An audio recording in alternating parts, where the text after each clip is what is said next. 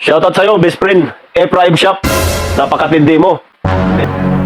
Dalawang mas ang in-order ko sa'yo. Ilan lang ang pinadala mo? Ang lupit mo. Yun, maganda araw mga kabakal. Siguro kilala nyo to si Ephraim Shop. Sigurado ako kilala nyo rin to. Si Ephraim Shop. Ayun yung channel niya. Meron siyang 500k subscriber sa YouTube. At meron naman siyang 400k follower sa Facebook. Ayan. Tandaan nyo yung page na yan mga kabakal. Saka yung number. I-save nyo yung cellphone number niya. Ganito kasi nangyari niyan.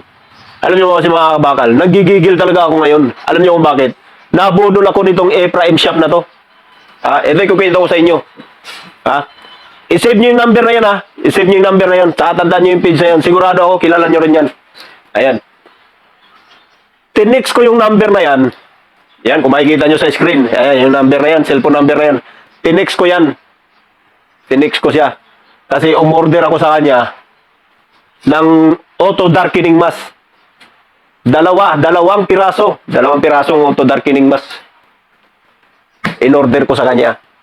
Nag-reply sa akin.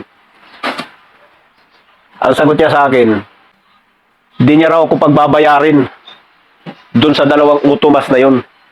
Tignan nyo yung ginawa niya. Ito pa ang nangyari. Kasi sabi ko sa kanya, best friend, idol, bibili sana ako ng auto darkening mask sa'yo. Kahit 2 piraso lang kasi may pagbibigyan lang ako. Ito na. Okay naman, wala namang problema. Sabi niya, hindi kita pagbabayarin yan, idol. Natuwa ako kasi isipin nyo naman, 2 auto darkening mask na bibili ko sana. May mga nakikita kasi ako ng mga kasama natin sa hanap buhay. Minsan makikita ko sunglass lang ang ginagamit. Kaya naisipan ko na sa ganitong paraan lang naman makatulong tayo doon sa mga kababayan natin, mga kasama nating welder na sa pamamagitan ng pagbibigay natin ng paunti-unti ng welding mask. Paunti-unti. Hindi pa naman natin mabigyan lahat agad yan. So kahit pa dalawa-dalawa lang may mabigyan tayo. Kaya naisipan ko tong bagay na to. Kung may nagkapira ko konti, bili ko ng 2, tapos pabigay natin. Ganun lang. So, yun yung naisip ko. Kaya, naisipan ko kontakin to si Ephraim. Ayun, balik tayo kay Ephraim Shop. Ayan. Ngayon, dun sa 2 na yun, tuwan-tuwa ako. Dahil sabi niya, hindi na ako magbabayarin sa 2 welding mask. Ngayon, siyempre, sino ba namang hindi matuwa niya mga kabakal? 2 pirasong auto darkening mask. Di, ang laki ng natipid ko. Kasi hindi niya ako pagbabayarin. Alam mo ginawa nito ni Ephraim Shop, hindi lang pala 2 ang binigay niya, kundi 3. Isipin nyo, napakabudol. Ang laking budol talaga mga kabakal. Grabe. Kaya pakisave nyo na yung number na yun mga kabakal. Ayan, nakikita nyo sa screen, number ni Ephraim yan. Kung sakaling bumili kayo ng auto darkening mask, takin nyo lang yung number ni Ephraim Shop na yan mga kabakal. Sigurado yan. At ito na, kanina lang, dumating. 3 piraso to. Oh. Para mas maniwala kayo, buksan natin to. At ni piso, hindi niya ako pinagbayad. Gaano kalaking budol to si Ephraim.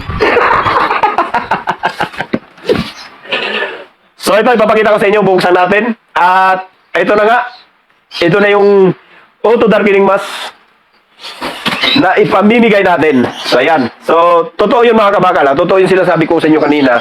Hindi lang ito ang binigay niya sa akin, yung auto darkening. Meron din tayong available na TIG machine at ipapakita ko sa inyo yan sa next video naman. At, syempre, sasabay na rin natin ang pagtesting natin ng TIG machine na yan. So, kung napapanood nyo yung mga vlog ni Ephraim, kung magkano yung price nito. So, buksan natin tong auto darkening mask. Tabi na tayo dahil hapon na rin dumating to. Mga anong oras na rin to kanina dumating. At ngayon ko lang mabuksan. So, ayan. So, shoutout nga pala kay Ephraim Shop Grabe. Solid talaga ang best friend natin na yan mga kabakal. Kaya, kung ako sa inyo, i-save nyo na yung number na yan. Para pagdating ng panahon at kailangan nyo ng auto darkening mask, kontakin nyo lang si Ephraim Shop dyan. At dyan kayo mag-usap. sa number na yan para siguradong walang budol. Ayan. Ito na yung auto auto mask natin. Ayan. Grabe, solid. Yun, kung mapapansin nyo, ayan. Ayun. Yun, yung nakabalot na yun. Yung nasa gilid na yun, yung nakabalot. Yun po yung ano natin. Yun po yung kasama nito na pinadala sa atin ni Prime. Ayon sa usapan namin, pig machine yun.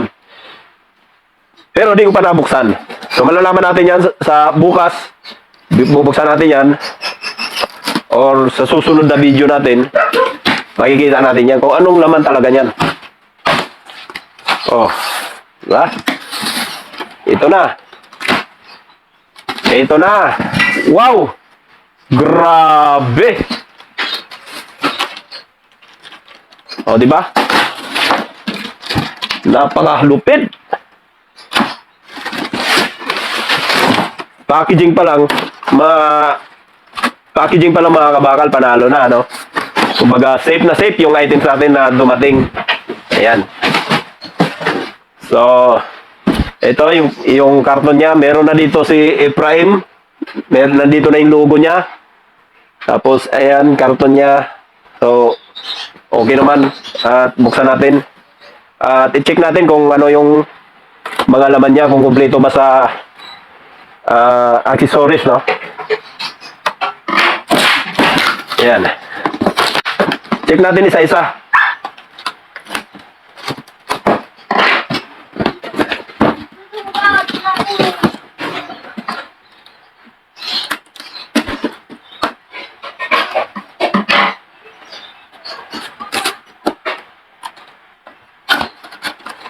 Wow. Grabe. Lupit. Op.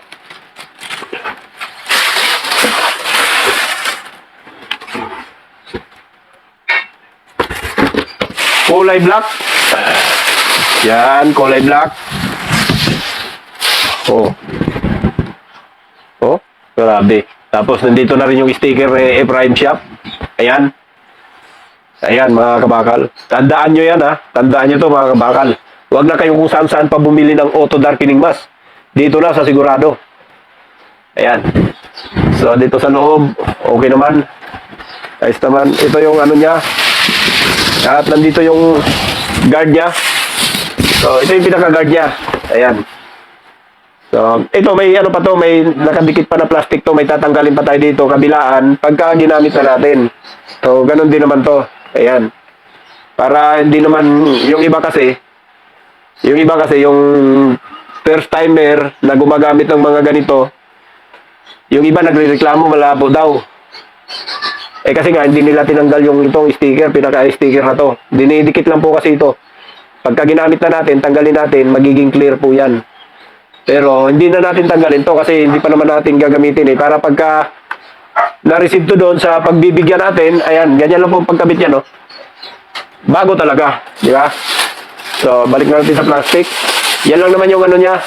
Tapos, maliban dyan, yung sa ano niya, dito sa ulo. Ito. Ayan. So, tingnan naman natin yung iba. Check na rin natin yung iba. Kung kumpleto. So, ganun din. Pagka bumili kayo, check nyo kung kumpleto. Okay. Tapos, next. Ano to?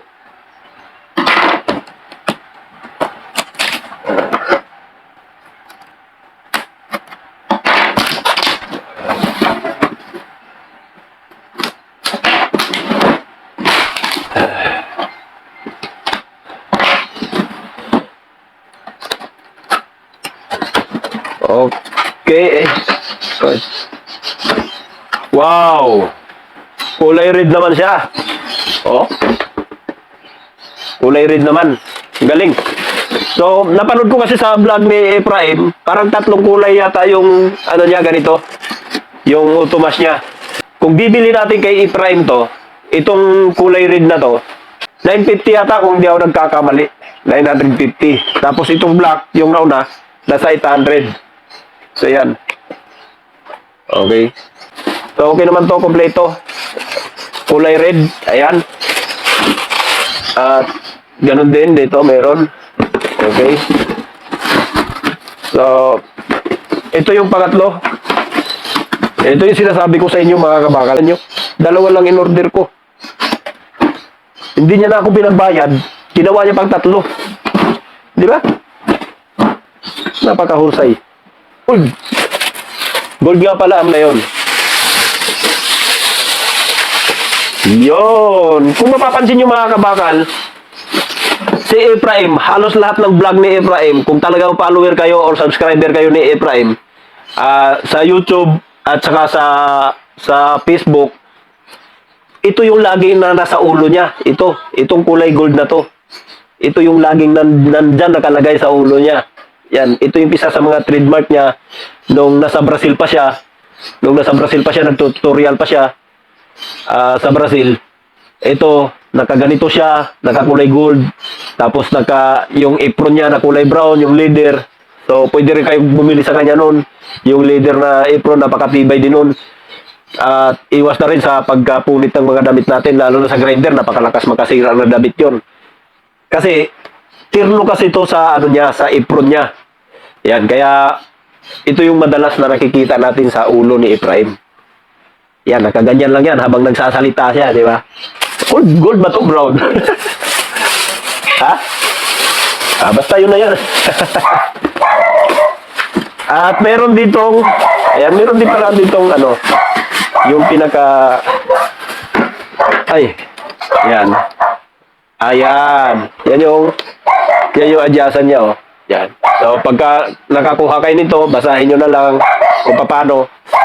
So, yan na yung niya, yan na yung pihita niya. So, pagkasuot natin yung mga welding mask na to, or mga auto mask na to, everyone can weld. Di ba? So, maraming salamat sa inyo, mga kabakal. At malaking shoutout nga pala kay Ephraim Shop. At hanggang dito lang muna ang video natin. At kita-kita tayo sa next video.